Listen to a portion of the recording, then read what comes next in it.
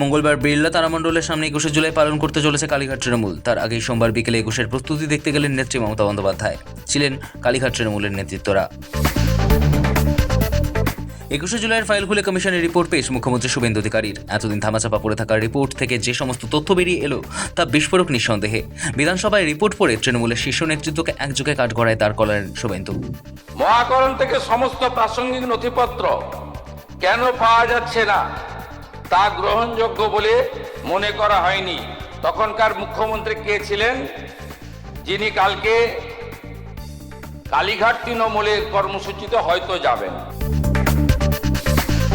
রিপোর্টের বয়ান অনুযায়ী কমিশন মনে করছে 21শে জুলাই মহাকরণ অভিযানে গুলি চালানো ছিল অপ্রয়োজনীয়, অযৌক্তিক এবং উস্কানিবিহীন।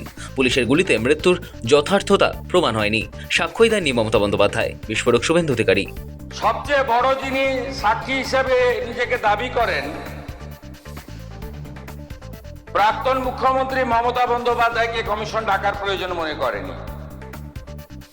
হয়তো আলাদা করে বলে দিয়েছিলেন যে আমাকে ডাকবেন না। সবাই উপস্থিত হয়েছেন, কেউ কেউ কোশ্চেন হিয়ারিং এর উত্তরও দিয়েছেন পাঠানো প্রশ্নের।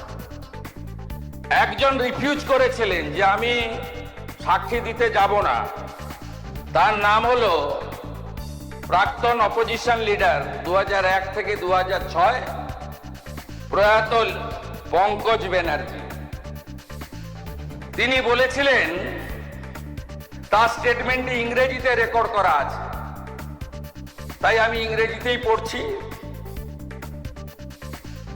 When summoned by the commission as the first victim of the 1993 agitation, where he sustained head injury, that means late Pankaj Banerjee, expressed his inability to depose and gave a statement to the media that 25 লাখের বদলে শহীদ পরিবার পেল 2 লাখ। 21শে জুলাই কমিশনের report প্রকাশ করে তোপ মুখ্যমন্ত্রীর। ক্ষতিগ্রস্ত পরিবারগুলি চাইলে পুলিশে নতুন করে এফআইআর করতে পারে, বার্তা শুভেন্দুর। পাল্টা তোপ দাগলো কালীঘাট তৃণমূল। 21শে জুলাইয়ের আগে মুহূর্তে তুঙ্গে তরজা। আপনারা যদি ফ্রেশ এফআইআর করতে চান, সে সুযোগ বর্তমান সরকার দেবে।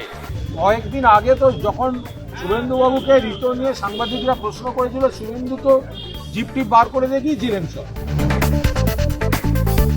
1 সেপ্টেম্বর থেকে রাজ্যের সমস্ত সরকারি ক্ষেত্রে বাংলা বাধ্যতামূলক। বিধানসভায় বড় ঘোষণা মুখ্যমন্ত্রী শুভেন্দু অধিকারীর। অমিত শাহর ইচ্ছে প্রকাশের পরই বিধানসভায় দাঁড়িয়ে বড় ঘোষণা করে দিলেন মুখ্যমন্ত্রী শুভেন্দু অধিকারী। আগামী 1 সেপ্টেম্বর 2026 থেকে পশ্চিমবঙ্গের সর্বস্তরে আমরা বাংলা ভাষাকে বাধ্যতামূলক কার্যকর করলাম। বিধানসভায় মুখ্যমন্ত্রীর ঐতিহাসিক ঘোষণা। এবার বিধায়কদের আর্জি নিয়ে মন্ত্রীদের ডেডলাইন শুভেন্দু অধিকারীর। শুধু তাই নয়, গোটা প্রক্রিয়ার উপর এবার থেকে সরাসরি নজরদারি রাখবেন স্বয়ং মুখ্যমন্ত্রী। অ্যাকাউন্ট ফ্রিজ মামলায় অস্বস্তিতে কালীঘাট তৃণমূল। 3টি অ্যাকাউন্ট ফ্রিজ করা নিয়ে ইডির পদক্ষেপের বিরোধিতায় করা মামলাতে কোনো হস্তক্ষেপই করল না কলকাতা হাইকোর্ট। ফলে আপাতত ফ্রিজ অবস্থাতে থাকছে তৃণমূলের অ্যাকাউন্টগুলি। বিদেশে চিকিৎসা নয় এখনই, আমেরিকা নয়, আপাতত এসএসকেএমই। অভিষেক বন্দ্যোপাধ্যায়ের রক্ষা কবচের মেয়াদ বাড়িয়ে শর্ত বেঁধে দিল কলকাতা হাইকোর্ট। ককরোচ জনতা পার্টির সংসদ অভিযান ঘিরে রণক্ষেত্র দিল্লি। 163 ধারা ভেঙেই সংসদ অভিযান সিজেপির। মিছিল আটকাতে ব্যারিকেড, লাঠিচার্জ পুলিশের সঙ্গে আন্দোলনকারীদের তুমুল খণ্ডযুদ্ধ। ভিড় ছত্রভঙ্গ করতে আন্দোলনকারীদের ওপর নির্বিচারে টিয়ার গ্যাস, সেল নিক্ষেপ। চলে দিদার লাঠিচার্জও। বিক্ষোভের উত্তাপের জেরে বন্ধ করে দেওয়া হয় ইন্টারনেট পরিষেবা, বন্ধ করে দেওয়া হয় মেট্রো চলাচলও। সপ্তাহের শুরুতেই উত্তাল রাজধানী। ককরোচ জনতা পার্টির সঙ্গে আলোচনায় রাজি হলো কেন্দ্র। সংসদ অভিযানের মাঝে কেন্দ্রীয় মন্ত্রী জেপি নাড্ডার সঙ্গে বৈঠক প্রতিনিধিদের দেন আশ্বাসও। জানান তিনি নিজে কেন্দ্রীয় নেতৃত্বের সঙ্গে বিষয়টি নিয়ে আলোচনা করবেন। কেন্দ্রীয় মন্ত্রী জেপি নাড্ডার তরফে মিলেছে আশ্বাস। দীর্ঘ 23 দিন পর আমরণ অনশন প্রত্যাহার করলেন সোনাম ওয়াংচুক। অভিজিতের অনশন ভঙ্গের পরই ওয়াংচুকের সিদ্ধান্ত।